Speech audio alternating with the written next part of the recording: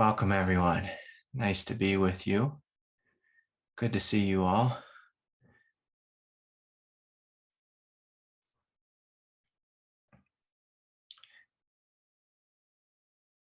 So let's just take a moment and close our eyes and go inward.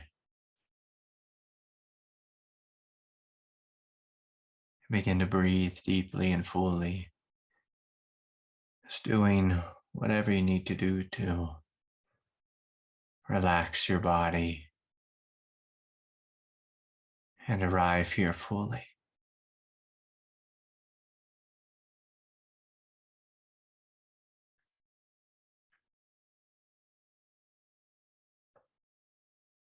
And so welcome. I do have an announcement, something I've forgotten. But starting the first Wednesday of the month, which will be actually September 1st, I will be offering a second meditation once a month. And it's at a reasonable time for Europeans. So I made this announcement maybe a month ago, but I'm just going to announce it again. So if you want to come meditate in the US, it would be sometime around lunchtime. And in Europe, it will be sometime around 6, 7, or 8 p.m. And I'm just trying to do things that are more inclusive to the Europeans in the Sangha. So, and again, that'll be once a month on Wednesdays, and the evening meditation will continue. So if you're an enthusiastic meditator like myself, you can join us twice on Wednesday.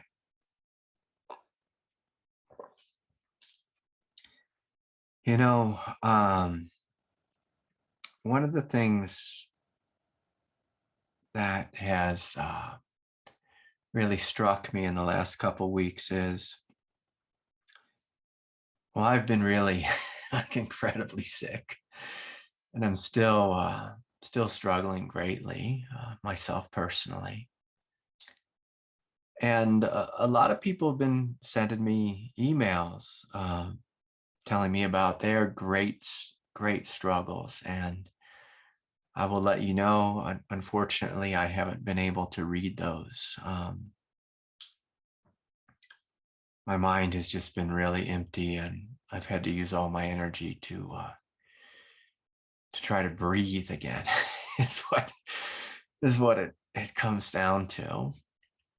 But the thing that I want to communicate in this moment is just how important it is to have a daily spiritual practice. It is utterly, profoundly important.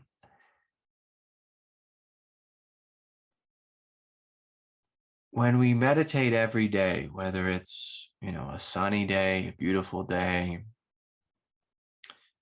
a horrific day like I've had the last couple of weeks, when we meditate just through in and throughout our life, we build a depth of power, of clarity, of strength. And we need this in life. We need this on the path. Like this world, it's not hard. Excuse me, it's not easy. sorry. It's not easy. It's not easy life here on planet Earth. I mean, sometimes it is, sometimes we're just hanging out on the beach in Hawaii, having a nice vacation.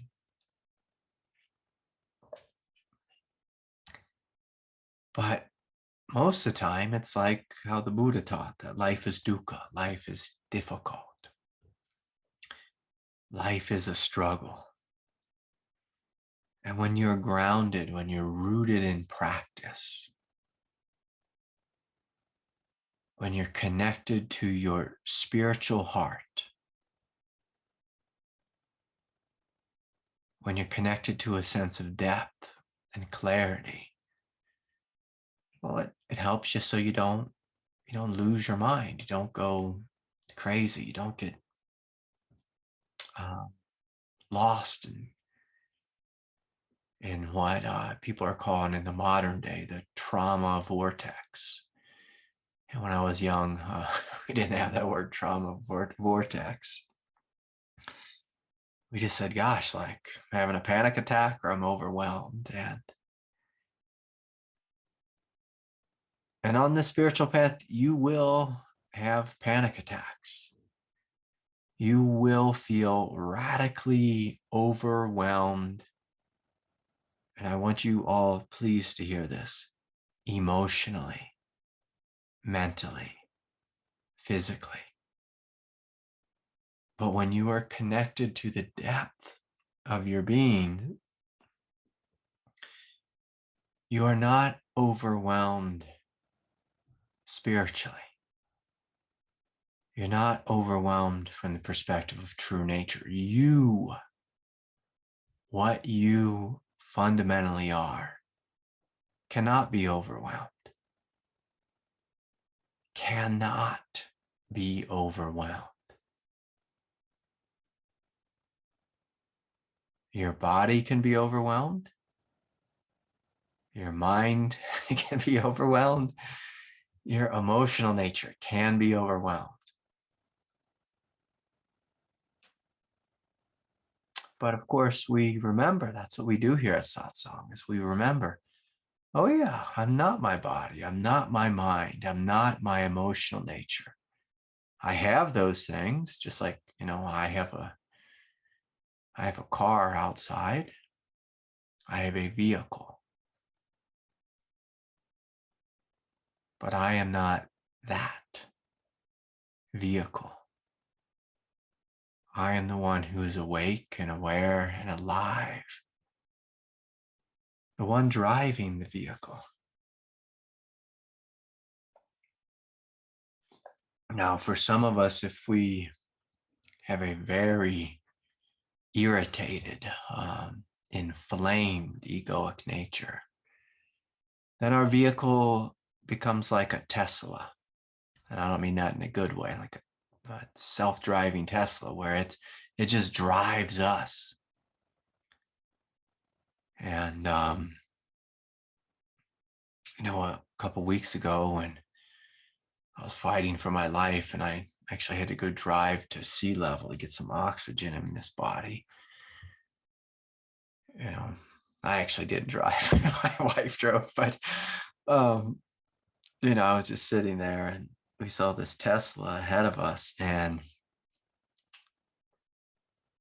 it looked like the self-driving aspect of the car was not doing a good job. It was kind of just, all over the place. And for many of us, that's how our egos are. They are all over the place. They're high one day, they're low the next.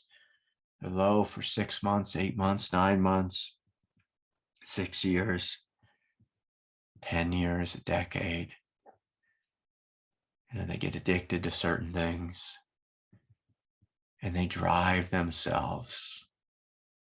Sometimes they drive themselves off cliffs. They drive themselves into things which are not helpful. And so it's a great question. It's like, who is driving the car? Who's driving the vehicle of my life? Who is awake and aware? And where are you going? Where are you going in life? Where are you going?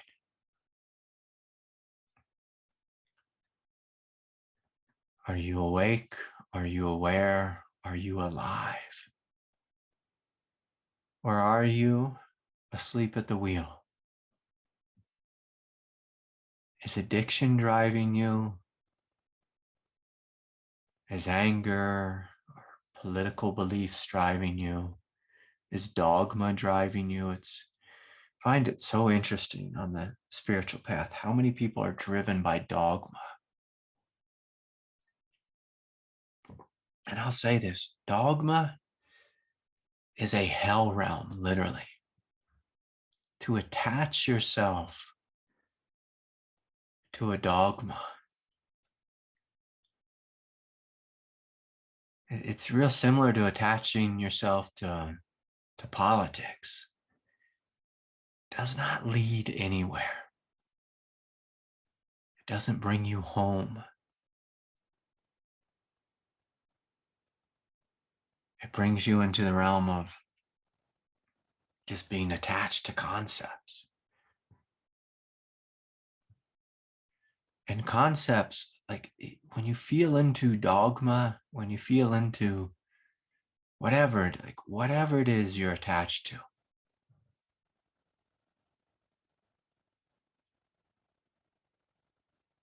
it's like holding on. I'm just going to say this. I can't think of anything. It's like a dead body. It's lifeless. It's lifeless. It's empty, but not like in a good, a good type of empty way. It's empty in that there's no power in it. There's no truth in it. And so it's a great question, to ask yourself. It's like, what dogma are you attached to? What dogma? It doesn't even have to be a spiritual dogma. It can be political dogma. It can be, my God, people are attached to medical dogma in this day and age with this pandemic. And please hear me clearly. Dogma is very different than wisdom. If you're in a spiritual tradition, there may be great wisdom in that tradition. I encourage you to follow the wisdom. But wisdom is alive. It's vibrant. It flows. It changes, from moment to moment to moment. Sometimes it stays the same, but sometimes just like that, it changes. It says, no, let go of this. And for many people, their spirituality simply just becomes another form of politics, an ideology, an empty philosophy. But like when we spoke in the beginning, when you practice every day, when you give your life, when you give your life to the truth, to the direct experience of freedom, when you give your life to the discovery of this depth of being, of wisdom, strength, of power, of innocence, when you give your life to this, you find yourself quite alive, quite alive.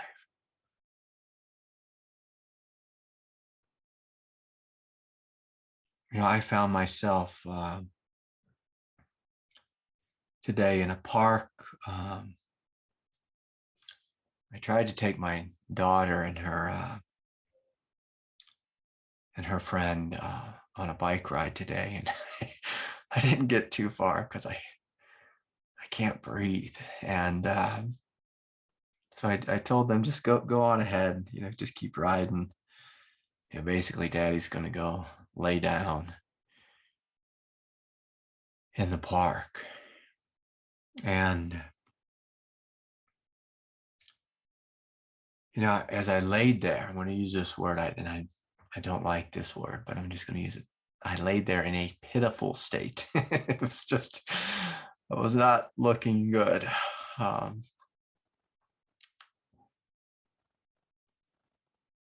But despite the state of my body, despite the, feeling like I'm 106 years old right now and just struggling to breathe, there was just something radiant and alive and beautiful, connected to the trees and the breeze. Because it's the one thing about awareness is you can't kill it. You cannot kill awareness. Now, if you have a big fat ego, you can veil awareness. But even then, that's not even actually true. Because all of us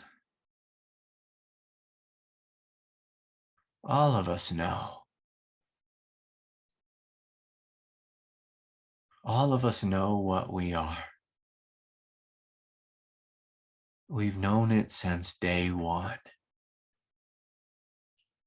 Now, some of us forget. and when you realize you've forgotten and you remember again,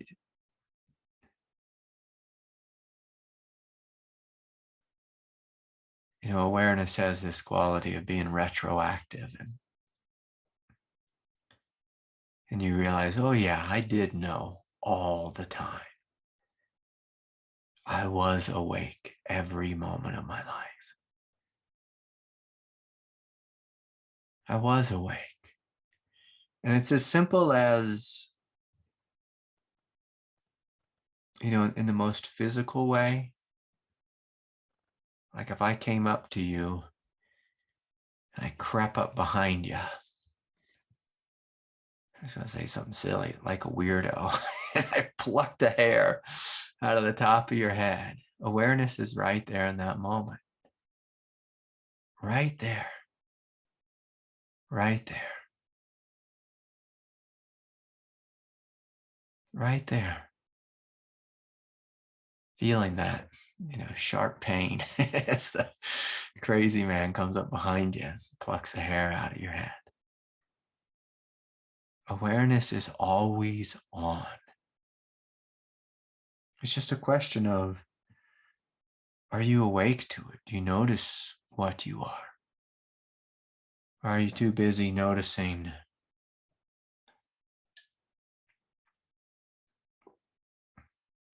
whatever's happening on your iPhone? I pulled up to the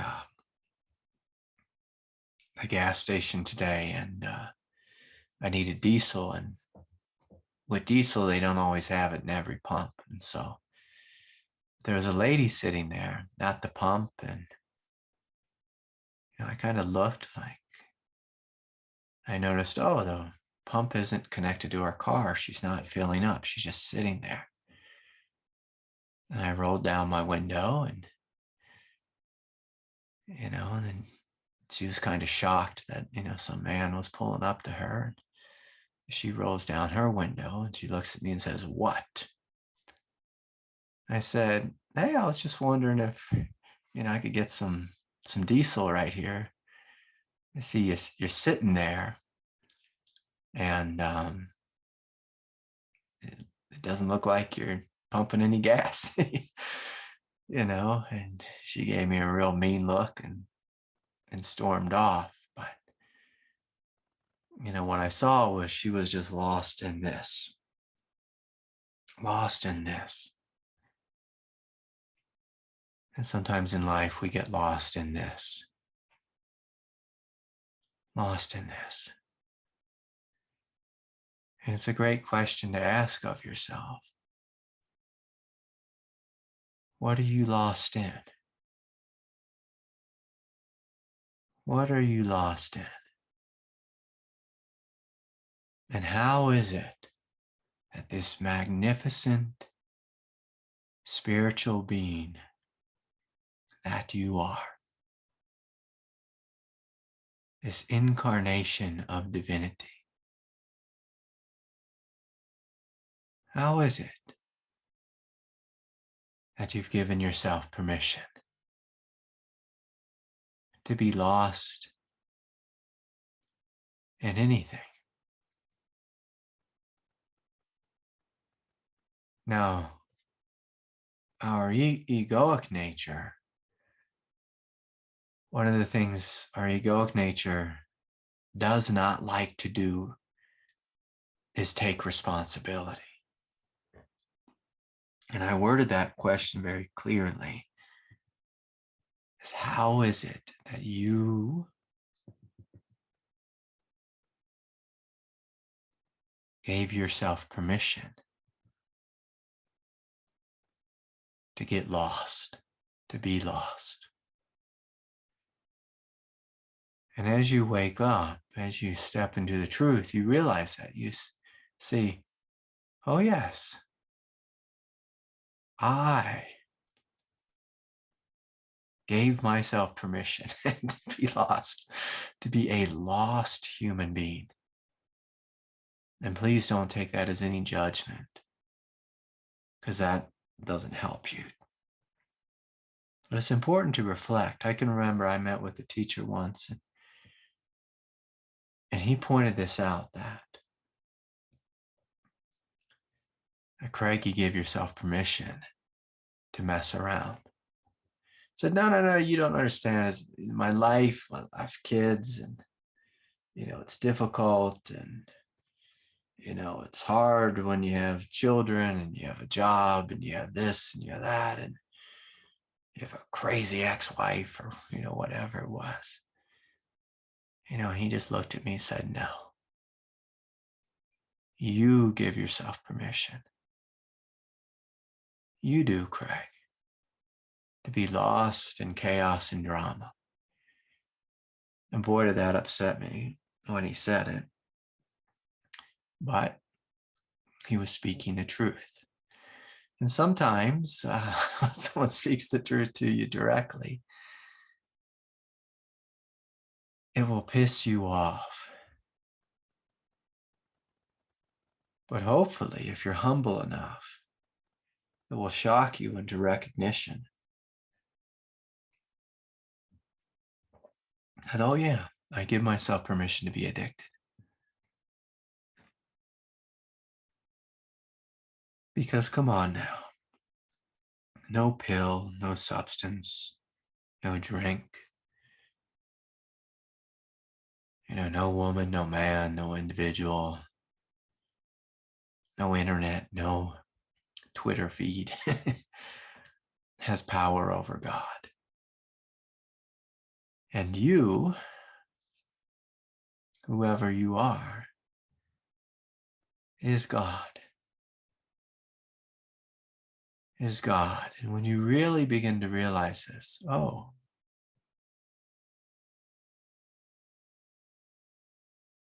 nothing has power over me. Like, I'm in charge of what I bow before. And I'm not saying that, people can't come into your life and hurt you and this and that. So please don't misunderstand this. But you're in charge of what you bow before. And so my teacher, he said to me, said, Craig, which God are you going to bow before? The God of truth,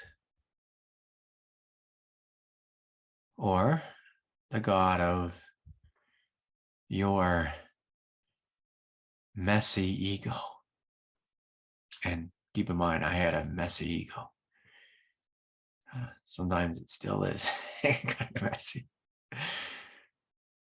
It's like, well, which God will you bow before? The God of truth?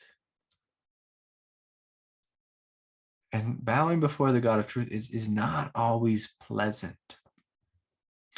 And so from a psychological perspective, if we are deeply attached to something, if our physicality has a deep craving to something, If our emotional nature has a deep, craving and attachment to something, and you do not bow to that attachment, your ego will feel like it's being lit on fire, or it'll implode, or it'll feel like, it's in like a whirlwind. Those tend to be the three places it runs. Let's feel into that. Let's see. So if you notice, if you don't bow into a quote unquote egoic truth, the attachment, you'll feel burning heat, sometimes in the form of a screaming voice of I have to, I gotta, I must do this. You'll feel a whirlwind, like, like you're losing your mind, because you are. You're losing your egoic mind.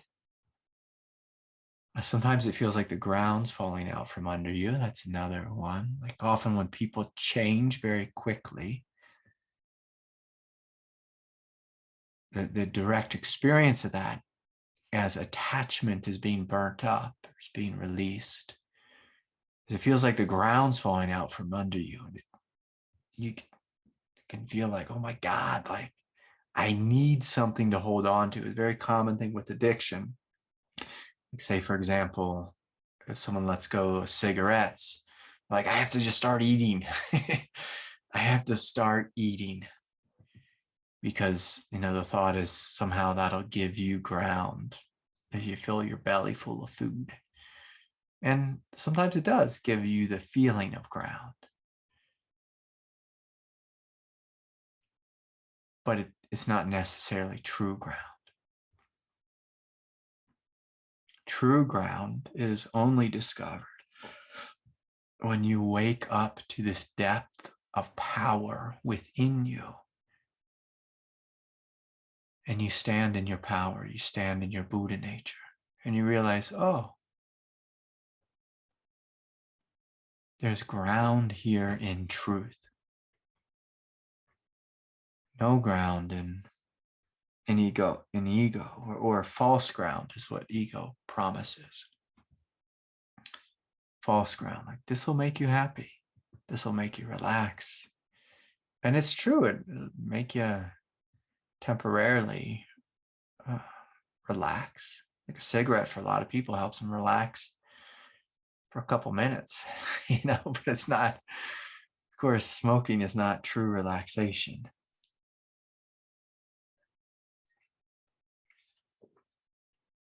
It's just a nervous system, doing a little dance.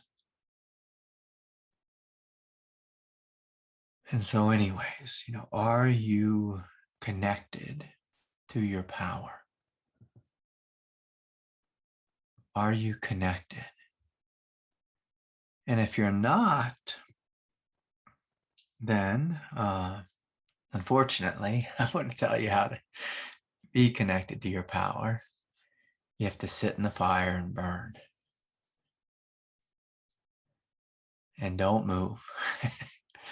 Or if you're going to move, you have to be walking in the direction of the truth. Wow. It feels like you're burning up. And the key word here is feels like. The ego loves to play the game of feeling. If it feels the way it is, but the truth is the truth. Truth doesn't matter how it feels. Truth might feel like really hot, really hot and really uncomfortable initially. But as you truly let go, or as you deeply let go into the truth is actually very quiet, very simple. Very simple. Someone I was speaking with recently was, telling about the voices that they hear.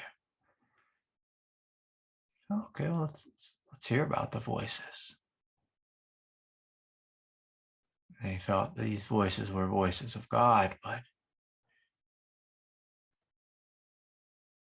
the voices of God are very simple. They're never complicated. Voice of truth is always simple. never complicated, never bargains with you, never makes you like, God doesn't make you dance. God doesn't make you prostitute yourself.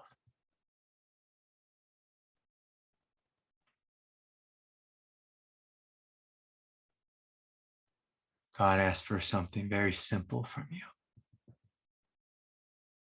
And you'll know it. You'll know it when it's asked of you.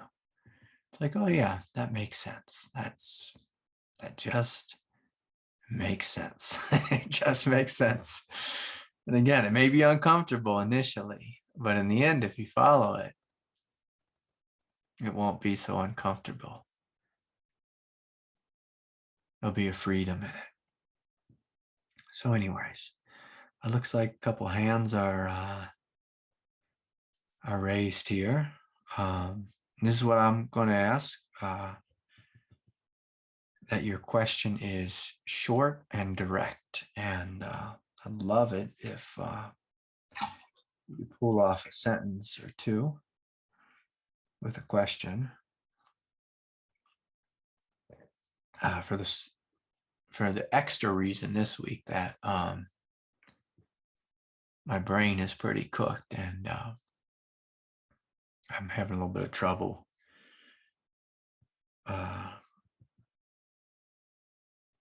letting in all the details or hearing all the details. Just because I'm in a physically overwhelmed state in this moment. So, okay, let's see here. Kirsten, do you have a question? Yeah, I'm going to unmute you here. Hi, Kirsten. Hi, Craig. Glad to see you're feeling a little bit better. Yeah. So I have been struggling with depression for over 6 months, and I went to get an ayahuasca for a week. I went to get some to hopefully dismantle the thoughts. And now I'm doing worse. Yeah. And my question is,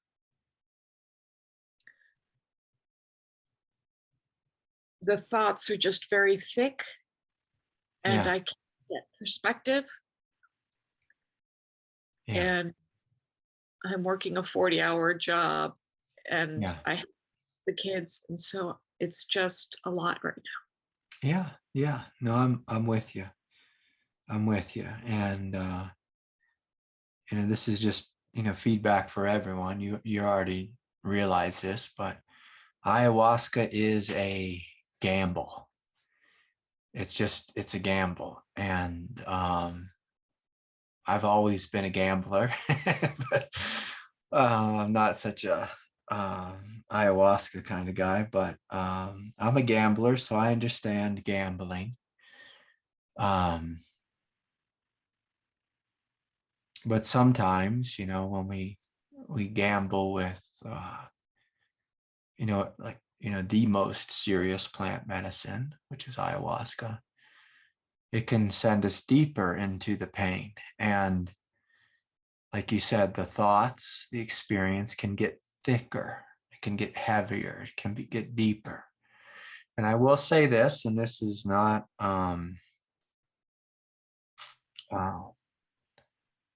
I hate saying this, but I'm just going to say it. Sometimes this is how God works, is God sends us deeper into the mud so that we can discover the truth.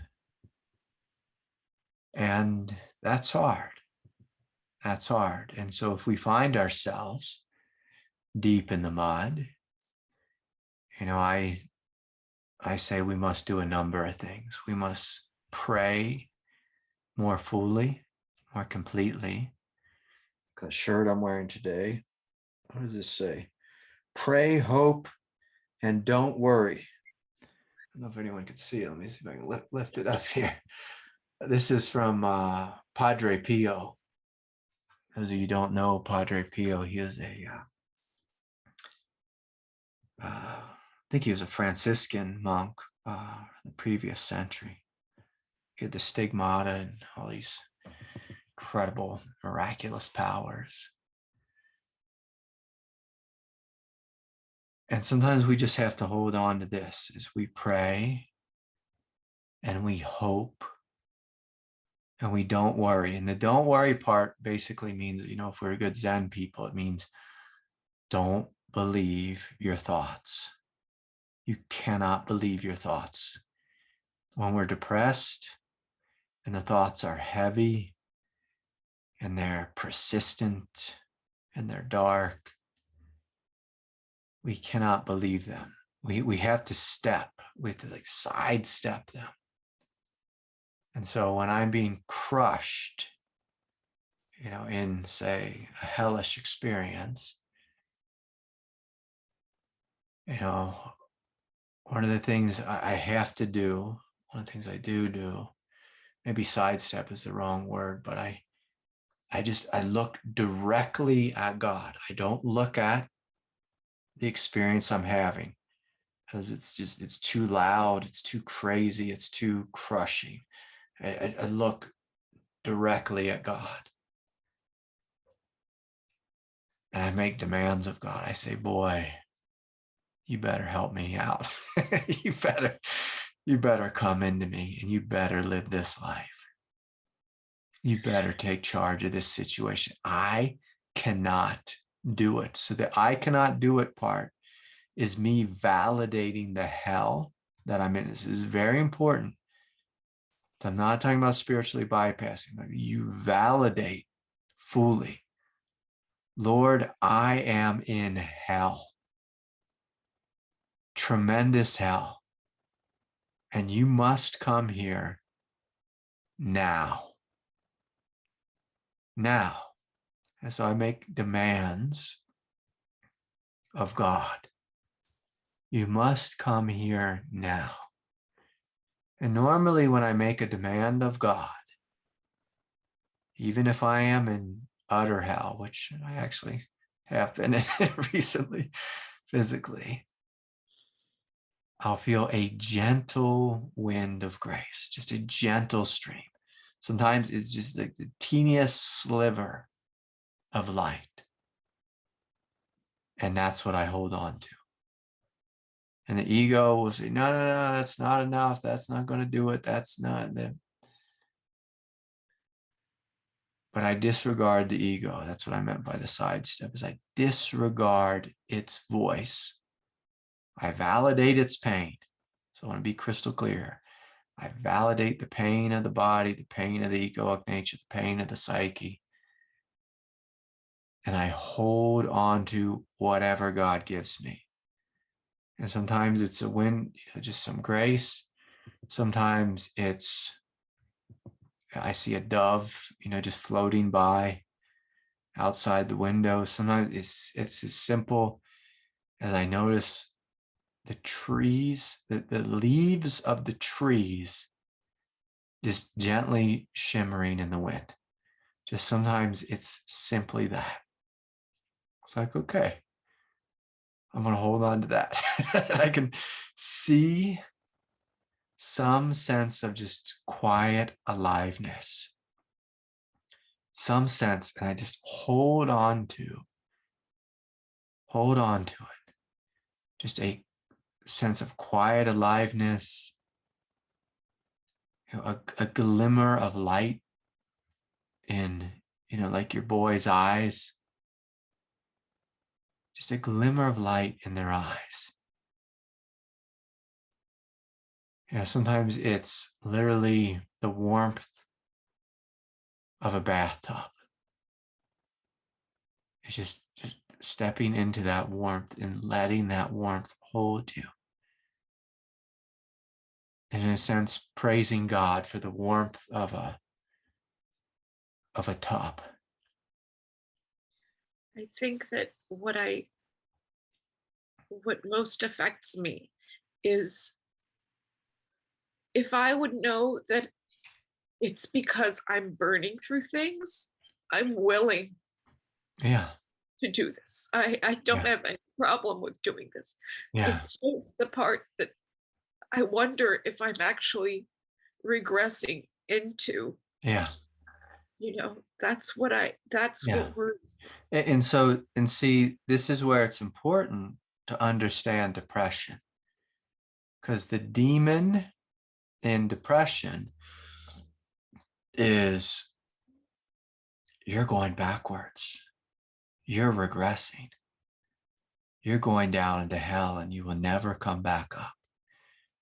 That's what the voice of depression sounds like. And so part of the path is getting to know the demons of this world. And unfortunately, depression is one of those demons, it's one of those demons. And it's important just to really look clearly at the demon of depression, saying, well, what is she like? Like, how does she show up on a level of sensation? Oh, she shows up like a heavy blanket, like a weighted blanket, like they're selling these weighted blankets for anxiety right now, and somehow they're supposed to help, but the weighted blanket of depression is not a helpful one. Sometimes it feels like a suffocation, blanket, or sometimes it just feels like cold despair. And so it's so important to look at it and say, oh, I know what this is. Here she comes. If we were good Buddhists, we'd call this Mara. Here she comes. She's going to come with her heaviness, her coldness, and she's going to kick mud in my eyes so that all I see is just like dirty, heavy, dense. Like, this is her game. Like, this is the demon's game. And, dark thoughts, heavy thoughts, despairing thoughts.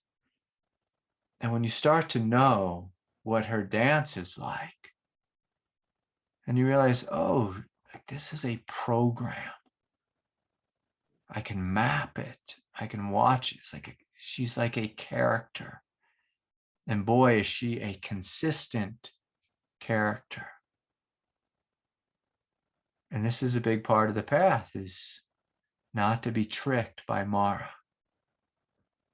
And so we must look to God, and we must look to our heart and see that, oh, my heart is beautiful. Is beautiful. But boy, are my glasses muddy. I'm having a hard time, seeing my beauty, because it's just someone made them dark. It's like me, I wear prescription glasses. So sometimes I'll walk in the supermarket with my sunglasses on and everything's dark. I'm like, I don't have my regular glasses. I just have to walk in and just find the thing. And this is what depression's like. It's heavy, dark, thick. And it comes with that voice of despair. You're regressing. It's like, no, I know what I'm doing. I'm facing Mara. That's what I'm doing. Now, Mara, she's tricky, she seduces you. And the thing with her is you have to not drink her tea. How Not do you drink do her that? tea. You should just say no. It's just a real basic no. You're regressing. No. You're going into hell. You're never going to come out. No. You'll never get out of this. No. This is going to kill you. No. You can't do this. Huh. Yeah, maybe that's true. I can't do this. That's why I'm calling on God. And that's why I'm calling on my Buddha nature. And so we have to say no to Mara. And we have to say yes to God and yes to Buddha nature. Yes to your heart. And in your heart, you may feel like, when you're on a great meditation retreat, You might feel that your heart is this brilliant light and it's as big as the sky. But in depression, you're light. I'm trying to find something small. I don't have anything small. The light of your heart might feel like this big. Might feel like it's this big. And see, one of the games, Mara plays two games. So she tricks you with thoughts and she tricks you with feelings. And this is just how samsara works. Is Mara tricks us with thoughts and with feelings. And we have to say no to thoughts and no to feelings. And we have to find this sliver of light, which is animating our body. And we have to focus in on this sliver. And say, oh no, Mara, you can't kill me. You cannot kill me. There's a light here. Look at that light. It can't be put out. It's just gently sparkling. It can't be put out. And so this is, back to what, my shirt says, pray, hope. This is the hope part. Hope is faith. And faith is what actually lifts you out of the hell realm of depression, out of despair, is hope. And unfortunately, I didn't make the rules of this world, but unfortunately, the way God teaches us about faith, hope, strength, they're all one thing, is through dragging our butts through hell. And there's no other way for God to teach us these things. No other way. And so when we walk through hell, we just have to keep our eyes on this sliver of light in our heart. And, it may be a sliver of light that we see coming down from God. And the thing that God does is God does not give up on you, because God knows you're eternal. God knows you can do it. You can do it. And so sometimes God says, hey, why don't you do ayahuasca again? You go deeper into hell. And God's up there smiling. It's kind of it could almost seem like a maniacal smile, but it's like a coach who puts you in a difficult situation and says, I know you can do this. And for us to heal, we have to align with the voice of our coach. We have to align with the voice of God, not the voice of Mara. And so if you stay with Mara's voice, you will have the feeling of being stuck. So if you believe in Mara, and this is what I was speaking about before, if you bow before Mara, you will feel stuck. You'll feel stuck. But if you say no to Mara, there'll be a sense of, oh, no, I'm not stuck. I'm not stuck. I'm burning through hell. Not burning in hell, burning through hell. By that, I mean, I'm walking out of hell. And when you're walking out of hell, you still burn. Like you still burn. You still burn. And, this is where hope just leads us forward. We keep walking forward, even though it's muddy, even though we're burning, even though it's difficult. And again, if you believe in the thoughts in your mind that I am not going anywhere, the walk just becomes longer. Whereas if you just, stay in the truth, which is I'm walking out of hell, like this hell has a beginning and it has an end. And it has an end.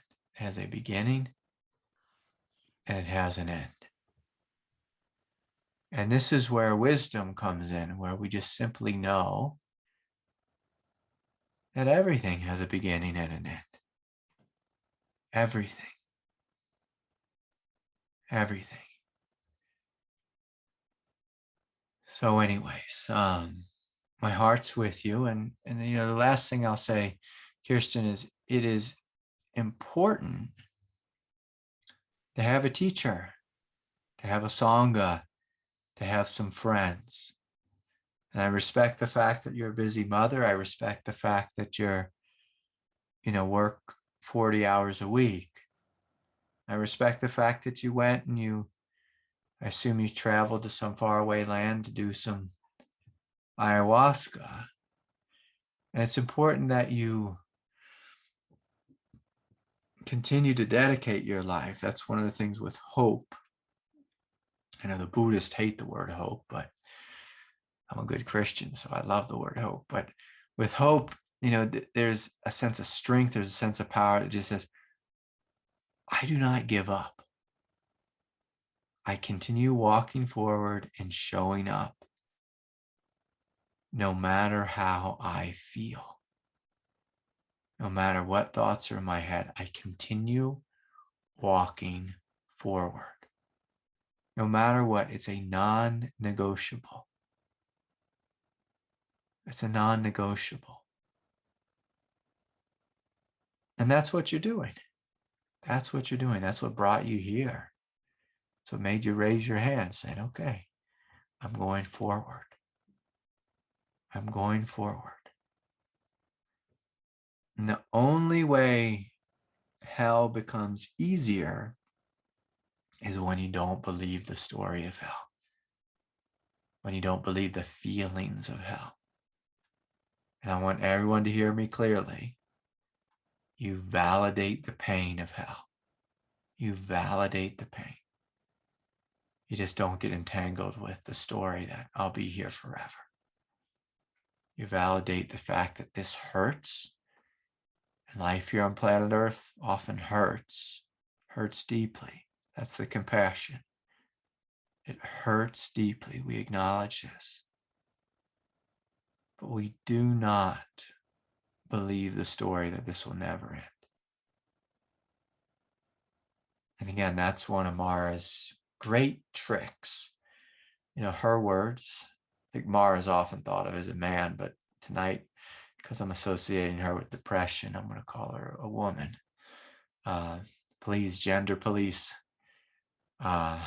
Everybody relax around that. But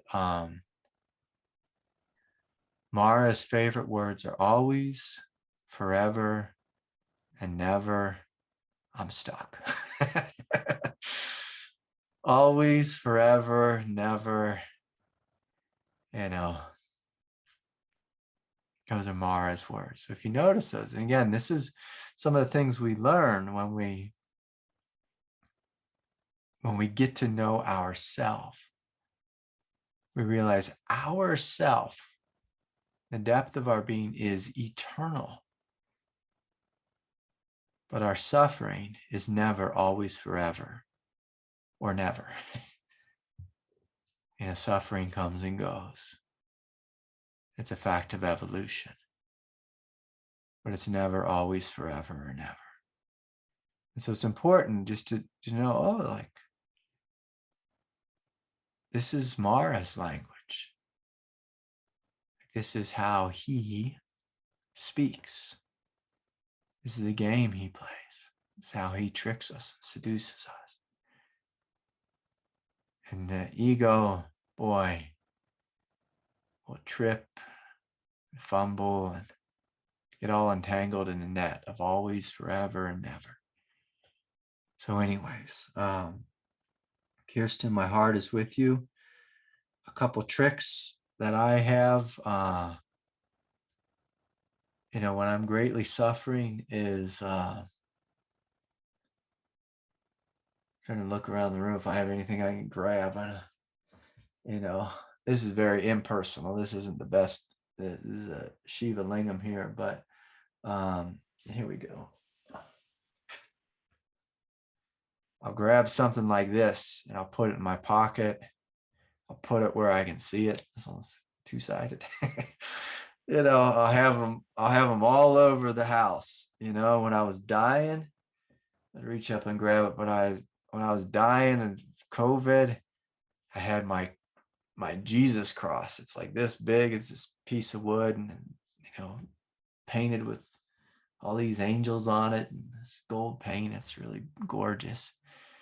And I put it on my heart, and it wasn't comfortable. It's like every piece of wood, you got to cut into my skin and everything. And, I just put it on my heart and I said, I feel you. Just that felt sensation of just something. Prayer beads. Yeah, I feel prayer beads out. Like I'll grip them, I'll bite them, I'll put them in my mouth, I'll taste them, I'll smell the sandalwood, And again, it's just a reminder there's hope. I will outlive this. I will outlive this. I'll see a picture. And sometimes, it's nice to have a picture of something real sweet, like Kuan Yin, and she has her heavenly mercy or Mother Mary. And other times it's nice to have a picture of Kali. Yeah, Kali. Yeah, so Kali just ripping you to pieces. Or, Jesus is a great one just hanging on a cross. Like for most of my young, spiritual life, I never understood Jesus on the cross. I was always like, why do they have these god-awful pictures of him bleeding away on the cross? And then after I lived through some suffering, I realized, oh my God, that is so supportive to see the child of God, the Lamb of God, bleeding. Because there's a truth in it that we are these innocent beings. We are the Lamb of God. We are this innocence. And we come here on planet Earth and we spill blood. Like we spill our guts. We lose our mind. We get mud kicked in our face and spit on by the density of life. And so, I like having I hate to say it, but I'm going to say it, a bleeding Jesus. Bleeding Jesus, where it's like, oh, the humility of that boy on that cross and his suffering, and that it wasn't just like sit under a tree and you're enlightened and everything's perfect. That wasn't the truth of the Buddha either, but the Buddha suffered greatly too. But there's something that just opens our heart in such a tender way, like in the midst of hell, the heart opens up and there's a tenderness there that can't be dampened. And that's one of the ways, we discover our truth, that truth is not just like pure, raging, brilliant light power. Sometimes truth is this bleeding heart with supreme tenderness in it, while life is trying to crush the tenderness out of us, but just can't. Like Mara never wins. Mara wins often temporarily, but doesn't win ultimately. There's this tenderness in our heart, it cannot be destroyed. And that's one of the things we discover when we're hanging on a cross, is that this tenderness cannot be destroyed. And again, this is a brutal teaching, but it's the truth. And again, I didn't make the rules of this world, but it just tends to be how things are. God teaches us about an indestructible tenderness through crushing us, lighting us on fire, nailing us to a cross, bleeding us out. And we wake up and realize, oh, nothing can kill me. nothing can put out this light. Depression cannot put out this light. Cannot put out this light. Cannot put out this light. I'll say one more thing that when I got down off this mountaintop that I'm on to go get some oxygen down at the ocean, at the place we were staying at, a couple doors down, it was like a condo place, was a young man, a schizophrenic fella, and one night he had basically lost the keys to the exterior building door. He lost the keys, and so he couldn't get in, and so he'd wait for a car to open up like the garage to the basement, and then he would run inside like as quick as he could, and someone hollered at him and set him off. Because when we're schizophrenic, oftentimes we're paranoid and we think that people are after us, and someone yelled at him like, hey, what do you think you're doing? Because it looked like he was doing something he shouldn't have been doing. But really, he just lost his keys and couldn't get back in his house, or couldn't get back in the complex. And so he came outside again and he started screaming. And this poor boy, he screamed for 24 hours. And he was just lost in paranoia, and he was just yelling at people who weren't there. And basically he was just lost in his illness. And my wife, she actually started praying for him. And after about 24 hours, he calmed down and he discovered his innocence again. And he was out there just dancing on the beach, making love with the universe. And he came back to, I'll say, his truth, that he's a child of God. And so all of us, we will come down out of whatever hell we're in at some point. Like every hell has a beginning and an end. A beginning and an end. So, and sometimes, we have a prayer. Like one of the prayers I used to have is it's the Saint Teresa prayer. I don't even know if I can remember it anymore. But all things are passing, this too shall pass. It said, God never changes. And that she meant that God is always here. God is ever present with us through in and throughout. Anyways, much love to you, Kirsten. My heart's with you. Yeah. Okay. So I'm looking at the time and I better hurry up here. So, Nanette, are you here? All right. Hi, Nanette. Hey. Hey, I'm real sorry, Nanette. I missed you last week or 2 weeks ago, whenever it was. No worries at all. I'm just glad you're still alive. Yeah. So what's on your heart today? Yeah. So I spent the first half of the day weeping on the ground, and then you're making me laugh so hard without even trying. So now I'm just in a giggle fit. But yeah, I just wanted to ask you, so I just got out of one of the most intense work weeks of my life running a program. And I'm completely and utterly drained.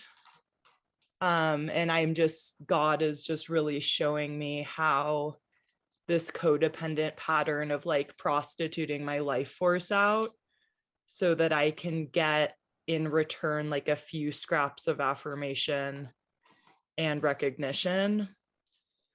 And I'm seeing it at work, and it's like literally costing me my health in this deep way.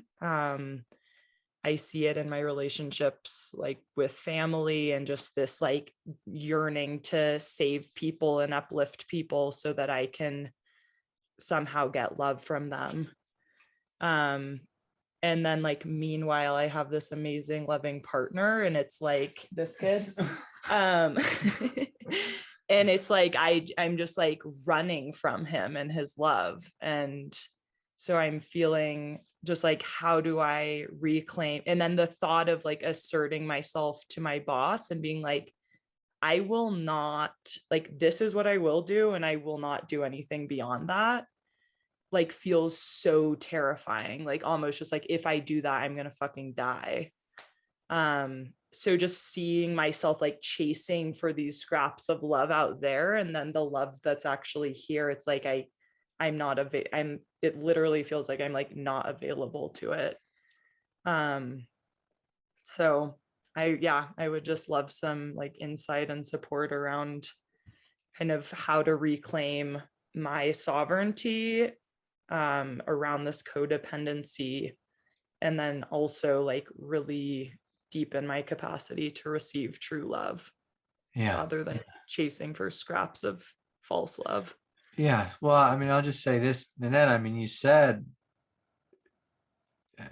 you said it clearly that, you're prostituting yourself for scraps and you don't want to do that.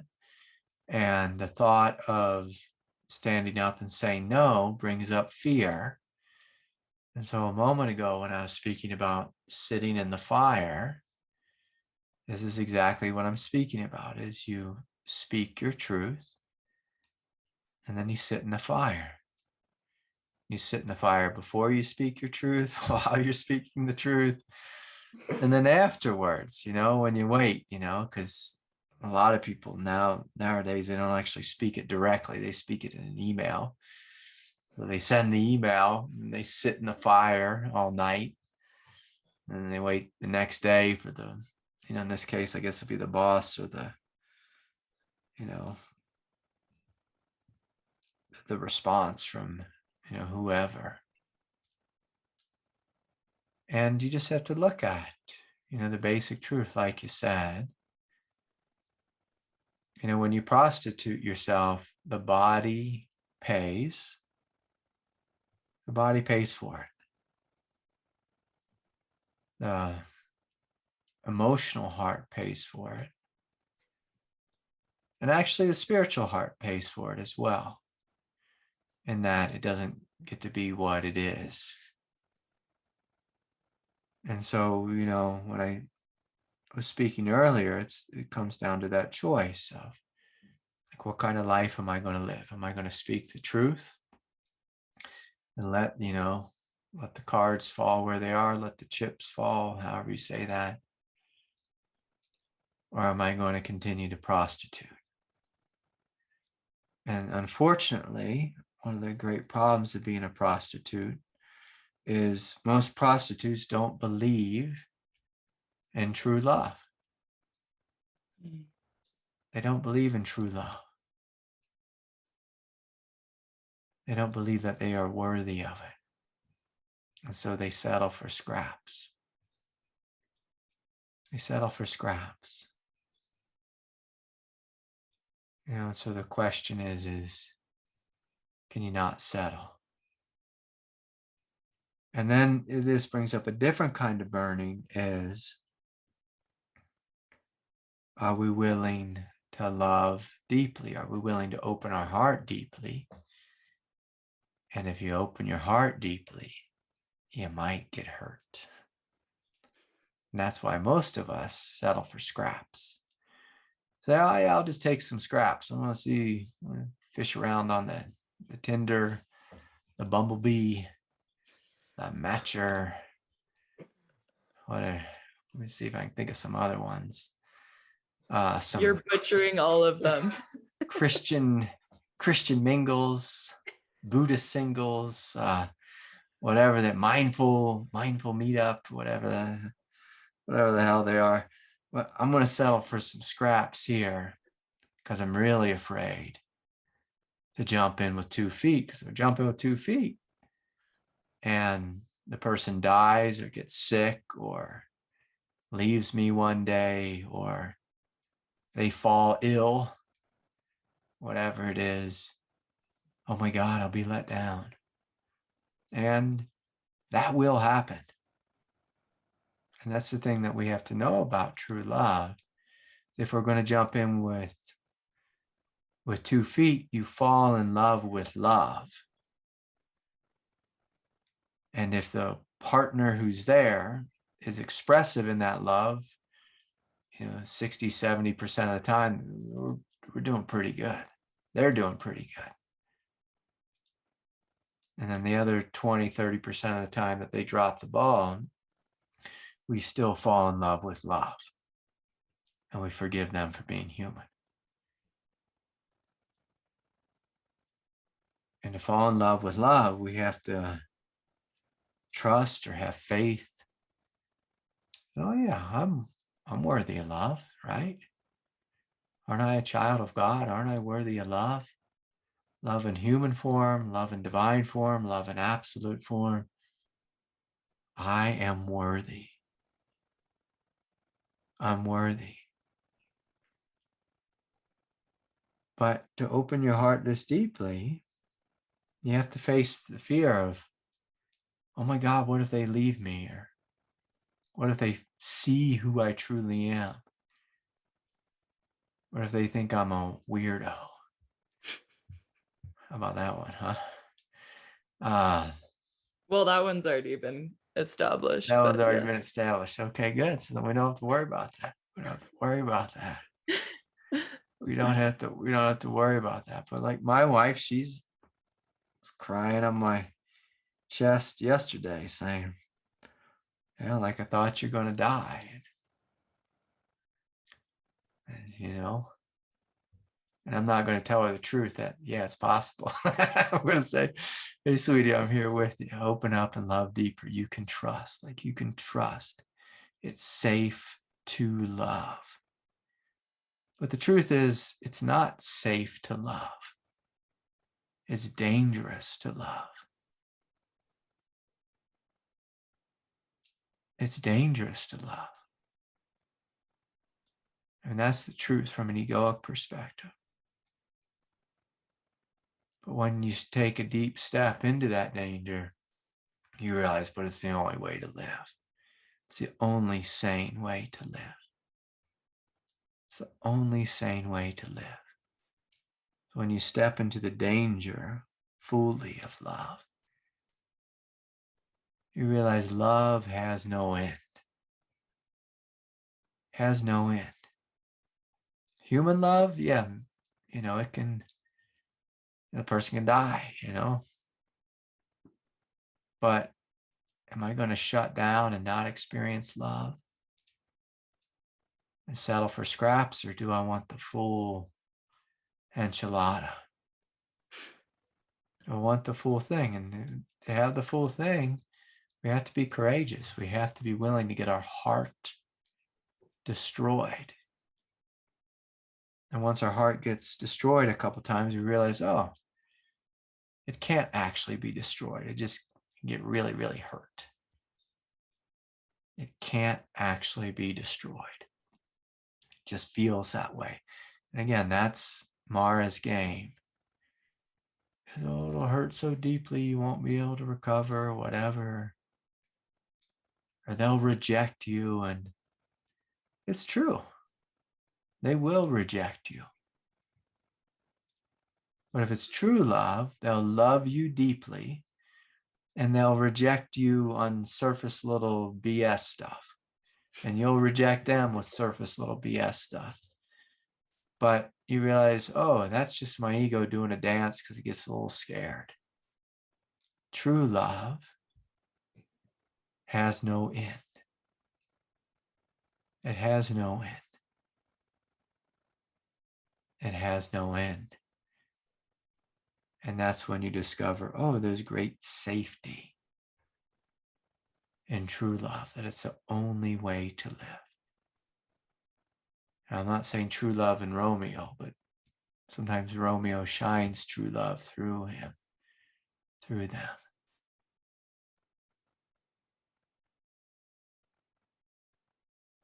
And so you trust in the depth of your heart. You trust in the depth of your partner's heart. And you also acknowledge that, yes, human beings, we are less than perfect animals. And sometimes we'll reject and act like idiots and be foolish and all that kind of stuff. But when you discover how powerful love is, you realize, oh, it's a lot bigger than that silly little surface irritability. But the only way to discover the true power of love is having your heart crushed. And then realizing, oh, it's actually unharmed. It's actually unharmed. And what that looks like is basically you open to God, you open to yourself, your true nature, and you open to a partner. You see what happens. You see what happens. You see, this cannot kill me. I mean, doesn't it feel like hell to be closed? Doesn't it feel like hell to eat scraps? Yep. Yeah. Like scraps. The way the Buddha spoke about it, I say it feels like hell. The Buddha said, it is inherently unsatisfactory.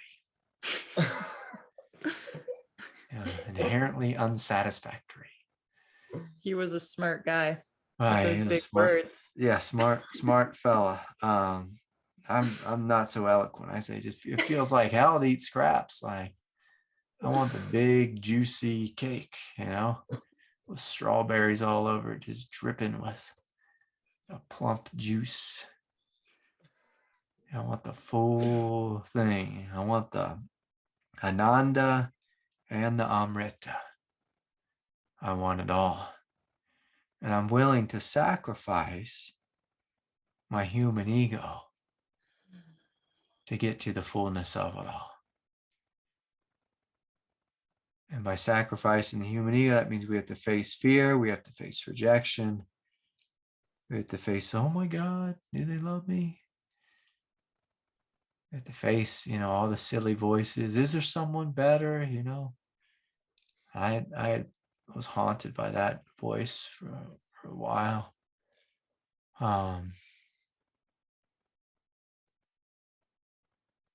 The grass is always greener, whatever the silly games are. Again, and this is like I was speaking with Kirsten, as you have to get to know Mara. You want to really know, like, what are Mara's games? Grass is always greener. What if they reject me? Oh my God, will I survive? It's safer just to prostitute yourself. It's safer just to be a good worker bee and get your value from being a good worker bee.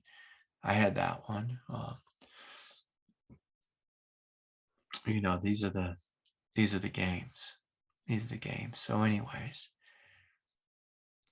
true love is like opening your heart and getting nailed to a cross, and you wake up and you realize you're in heaven. It's like, oh, this isn't such a cross. This is actually something quite divine. Quite divine. And then occasionally they kick sand in your eyes, and you kick it back, and then you get on that cross again and realize, oh, I do love you deeply, and they do love me. And you jump back in heaven again. So anyways, good to see you both. Much love to you both. Thanks, Greg. Good to see you. Yeah, good to see you too. Okay, let's hear from Richard. will just be maybe a short question, direct question. You there? Yeah, can you hear me? Yeah, good to see you, Richard. Good to see you too. You know, I'm glad that you're not dead. I just want you to know that. Just coming from me. Just coming from me. Thank you. Yeah. Yeah.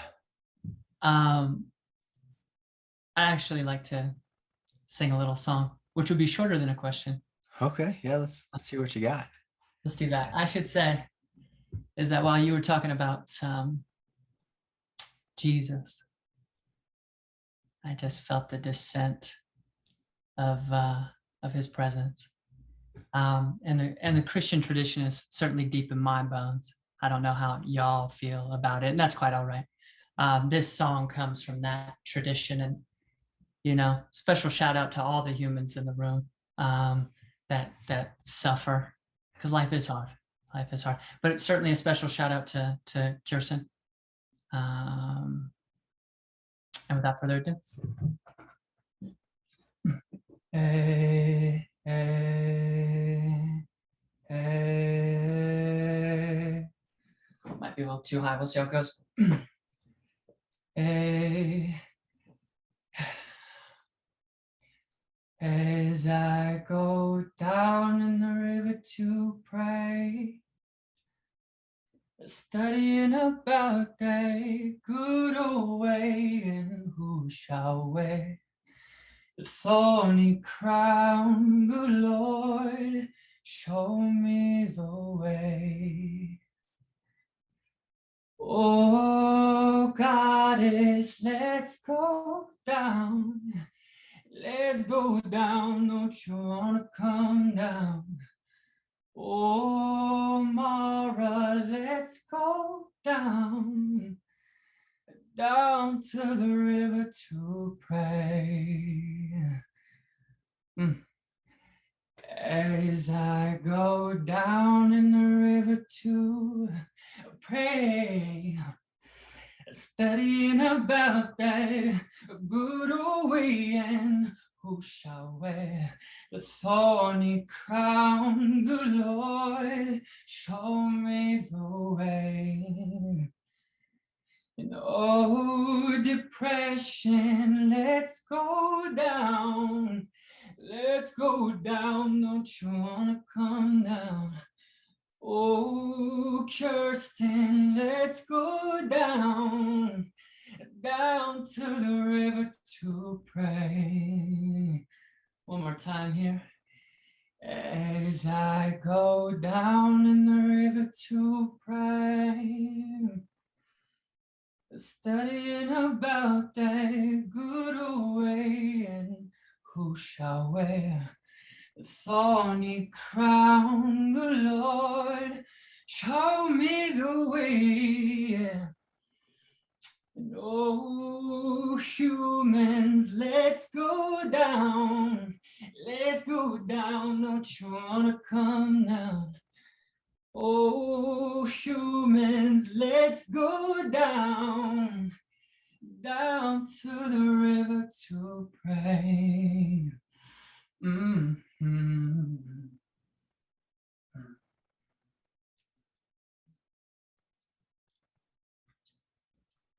Oh, thank you, Richard. Yeah, absolutely. Thank you, all of you. I tell you what, I forgot that one, but that was one of my old favorites. That's one of my old favorites. I used to put it on full blast in my little Toyota car and blow the speakers out. Blow the speakers out. Yeah, thank you so much, Richard. That brings a tear to my eye. So sweet. That's one of the things too, is with prayer, sometimes we sing them, and sometimes when we sing them, it draws forth a power out of our belly, out of our hearts. It can lift us up out of hell, at least temporarily. That's one of the things about those old hymns, those old psalms, those old bhajans. They have a power to them, and oftentimes we connect into you know, the tens of thousands, if not millions of people before us who've sung those very songs at times of crisis, and they're singing along us. And next thing you know, a choir of angels joins in and lifts us up. That's right. Lifts us up. So how beautiful. How beautiful. Well, thank you so much. And I will say this, that Justina, she found the prayer that I was saying before, trying to remember. Let nothing disturb you. Let nothing frighten you. All things are passing. God never changes. Saint Teresa. So much love to each and every one of you. Thanks so much for all your prayers and your support. And again, a deep apology to those of you sent me long emails and asked for help. I've been pretty cooked the last couple weeks, and I do see your name on the email. I do send you love. I do call forth the angels to do to do the heavy lifting. So much love to all of you. Good night, everyone. Bye for now. Thanks so much, Richard. Thanks so much. Bye, everyone.